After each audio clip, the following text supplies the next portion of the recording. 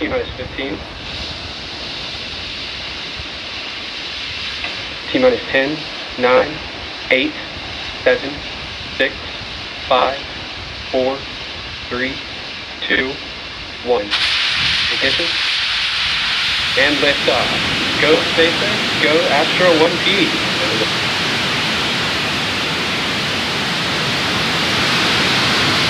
Pitching downrange.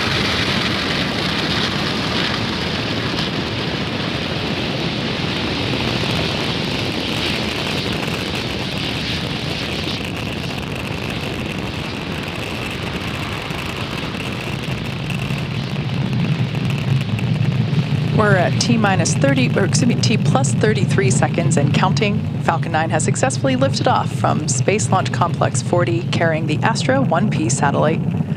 After clearing the tower, we tilted or gimbaled the engines to initiate a roll maneuver. Power and telemetry nominal.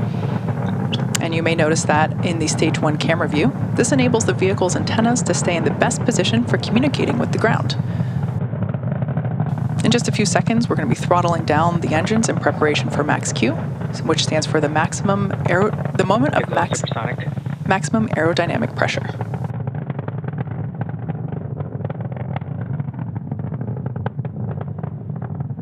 Max Q. And there we heard that call out. As Falcon 9 accelerates through the thicker lower atmosphere, that air density decreases. Falcon 9 passes max Q once the air density lowers faster than the increasing speed of the vehicle. You can keep your eye on the Stage 1 telemetry there in the bottom left-hand side of your screen, and keep an eye on those speed changes through ascent. Now, the rocket typically needs to go 17,500 miles per hour horizontally in order to avoid being pulled back down to Earth and therefore get into orbit.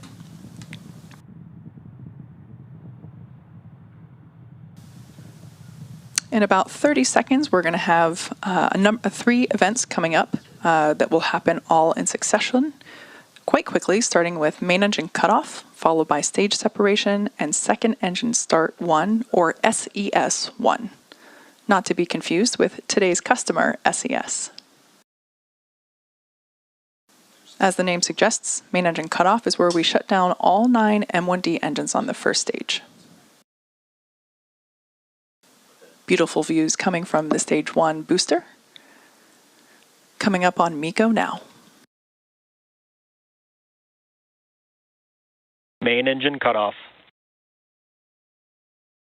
Stage separation confirmed.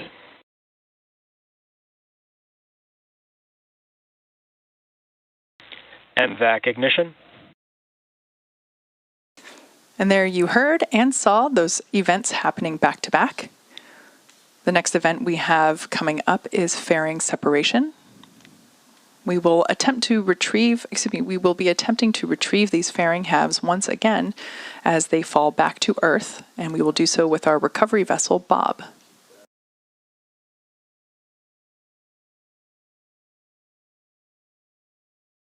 As a reminder, Astra 1P, our payload today, is a wide-beam broadcasting satellite with 80 Ku band transponders for broadcasters and content owners across large TV markets in Germany, Spain, and France. Fairing separation confirmed. And there we just heard confirmation of that fairing separation, and perhaps you caught a peek of it as well. Actually, you can see one of those fairing halves falling away in the background behind the MVAC engine there on the right-hand side of your screen.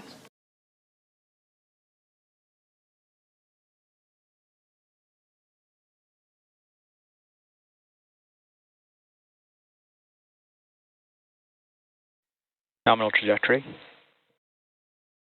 Now, the next event we have coming up around T plus 6.5 minutes will be the first stage entry burn.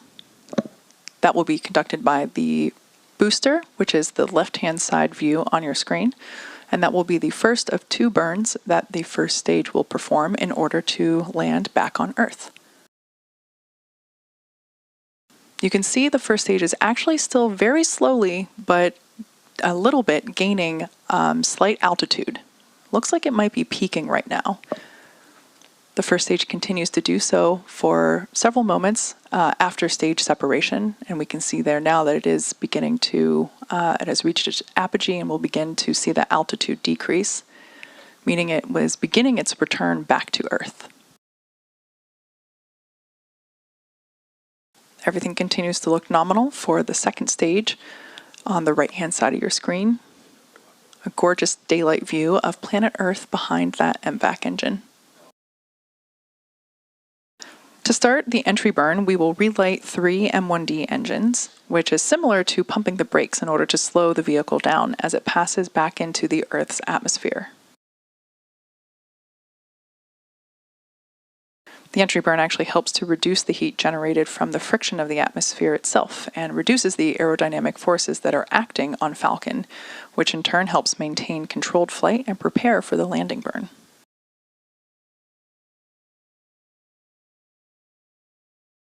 Less than a minute until that entry burn. Now, during that entry burn, Falcon 9 is decelerating by firing its Merlin engines, as I said, but still obviously moving very fast. This causes the vehicle to fly through the exhaust gas of the Merlin engines, and that deposits a layer of soot on the vehicle's surface.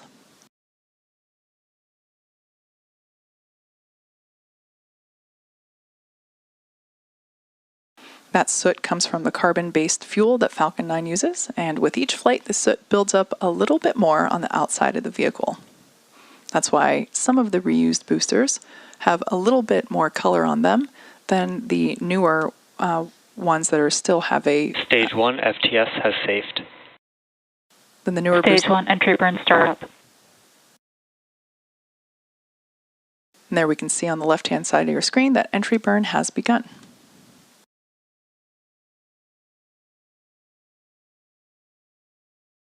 We can see that speed really decelerating now on the left-hand, in the bottom left-hand corner of your screen.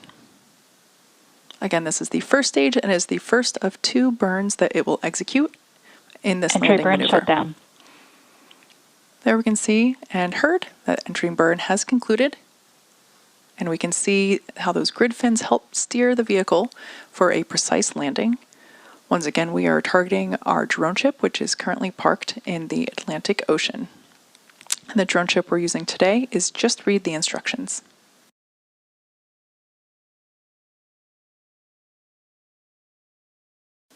Less than a minute for landing of the first stage booster.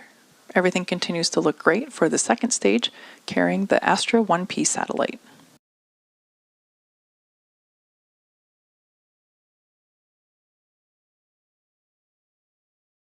Right around the same time that we're performing that landing burn on the first stage, transonic. That call out tells us that the first stage is traveling near the speed of sound. Now, right around the same time as the landing burn, we're going to hear a call out for MVAC shutdown, or SECO, second engine cutoff 1. Stage 2 FTS has saved. Terminal guidance. It looks like we have a pretty clear view of the targeted landing area, so if you look closely, you might be able to see our drone ship come into view. Stage 1 landing burn. There we can see the drone ship in picture. Landing burn initiated.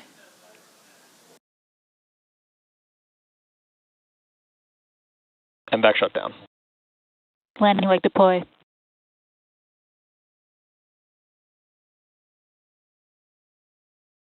Stage 1 landing confirmed. An incredible view from 2 different angles. As you can see, Falcon 9 has landed once again, marking our 320th successful landing of an orbital class rocket, including first stage landings for Falcon 9 and Falcon Heavy. It's also the 250th time that we've recovered a booster on a drone ship. Pretty cool. Now, while all of that excitement was happening, we also had great news on the second stage. We heard confirmation of SECO 1, and we also heard confirmation of good orbit. So that tells us that we've got nominal orbital insertion. At this point, we're going to go into a coast phase, and it will last about 18 minutes. When we return, we'll have a handful of events a handful of events happening, starting with second engine start 2 and second engine cutoff 2.